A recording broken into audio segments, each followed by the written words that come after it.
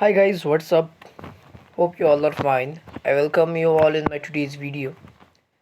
First of all, let me introduce myself. Myself Roman Hamid, the owner of the channel, namely Knowledge World, is going to clear all the confusions on words.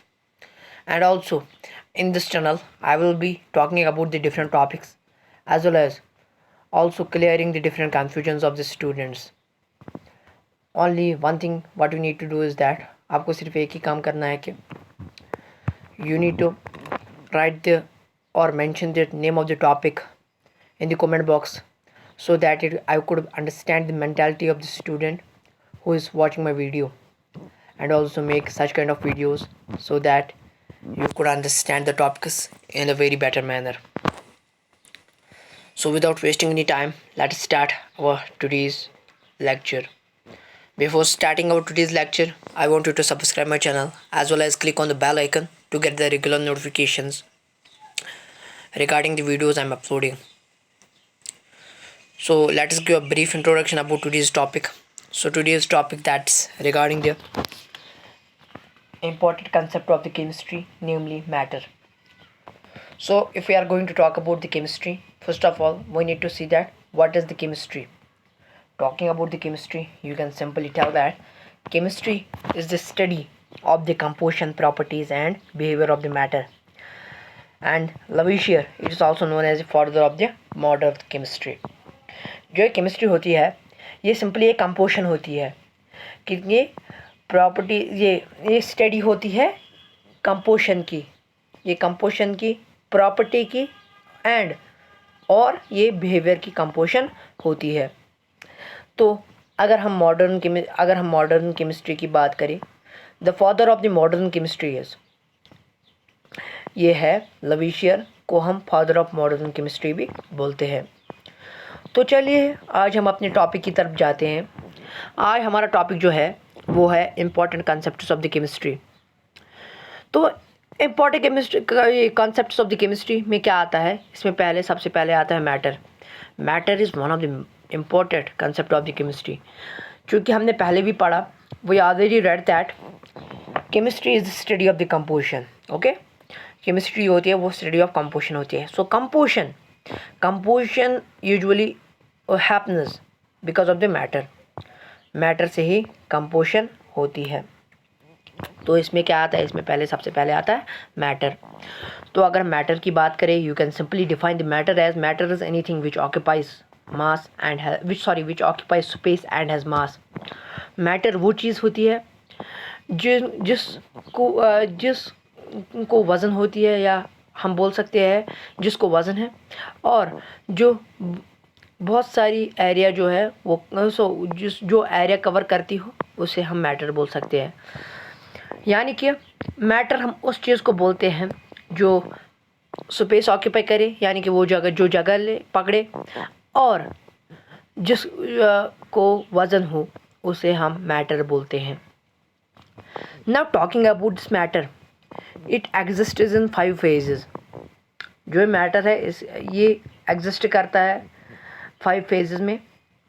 तो हम in phases को आज discuss करेंगे. एक तो है विज, दूसरा है सॉलिड, तीसरा है लिक्विड, एक तो है सॉलिड, दूसरा है लिक्विड, तीसरा है गैस, चौथा है प्लाज्मा, और पांचवा है Bose Einstein condensate. And talking about the former three, these are the commonly seen. For example, talking about the solid, liquid and gas, they are commonly seen matters in the whole world.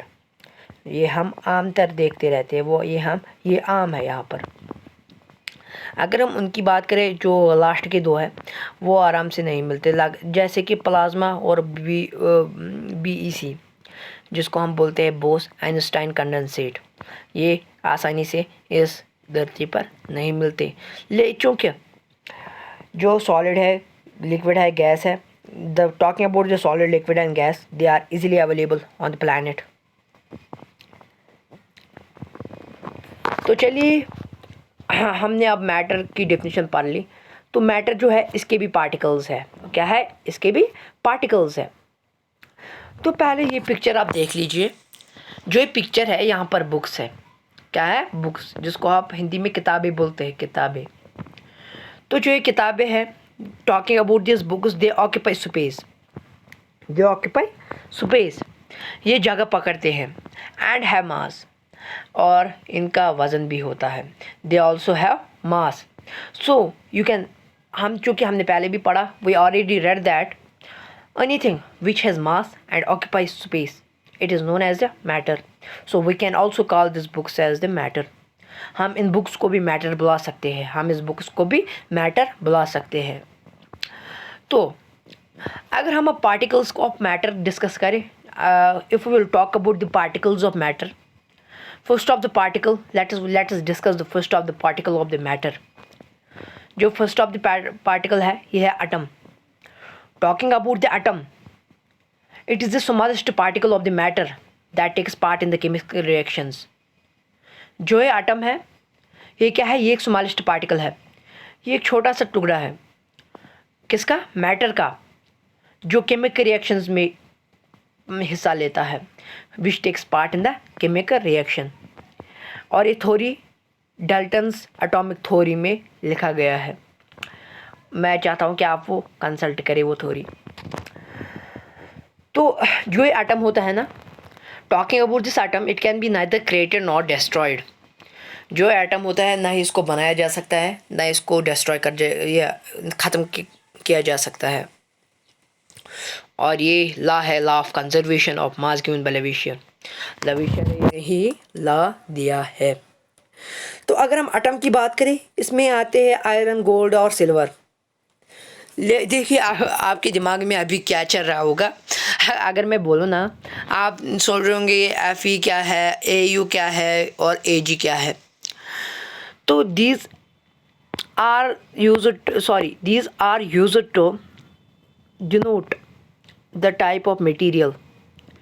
Fe denote करता है iron को, Fe denote करता है iron को, Au denote करता है gold को, और सिल्वर डिनोट करता है, Ag डिनोट करता है सिल्वर को।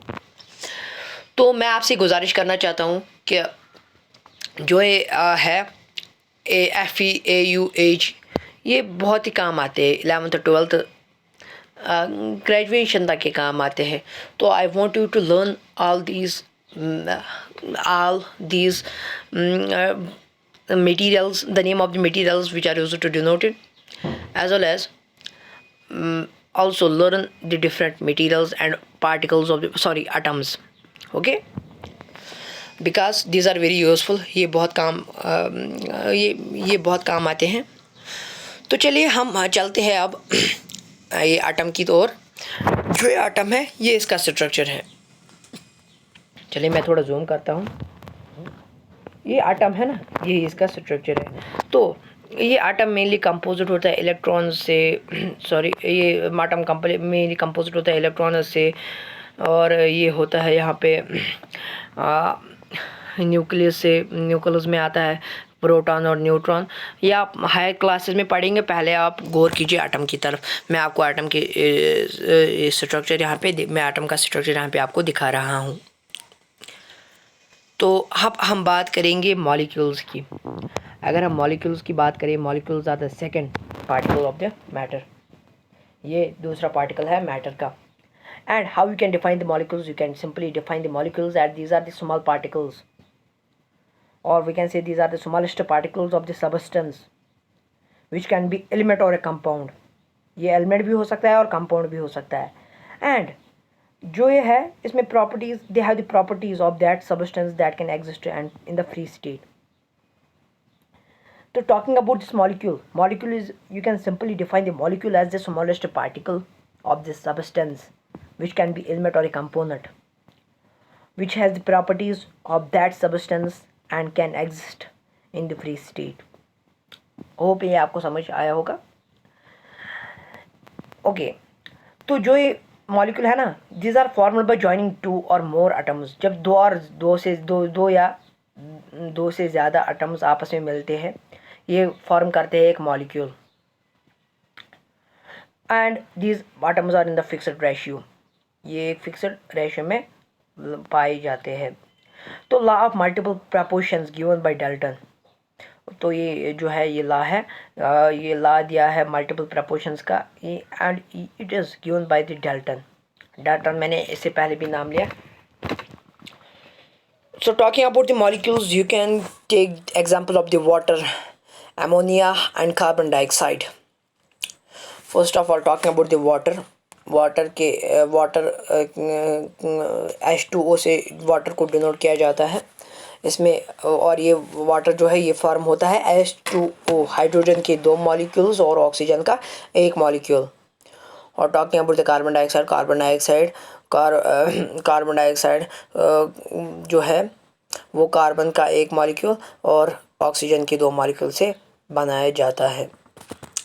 तो चलिए, अब अगर आपको कोई बोलेगा कि मॉलिक्यूल क्या है, ये छोटे बच्चों के लिए डेफिनेशन है, आप सिंपली बोल सकते हैं कि a molecule is a neutral group of 2 और मोर atoms held together by the chemical bonds.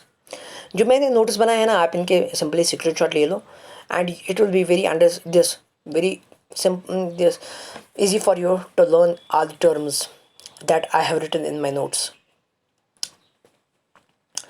तो अगर हम स्टेट्स ऑफ मैटर की बात करें, ये तीसरा पार्टिकल है मैटर का, या तीसरा टॉपिक हम बोल सकते हैं। The solids have the definite shape, size and volume. जो सॉलिड्स होते हैं ना, they have the definite shape, size and volume.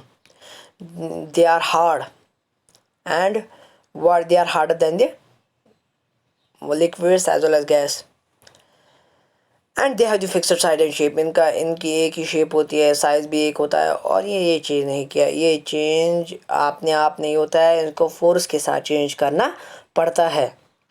अगर हम इनकी बात करें तो यहाँ पे हम एग्जांपल लेंगे बुक की, पेपर की, वुड की, ये सब सॉलिड्स में आते हैं।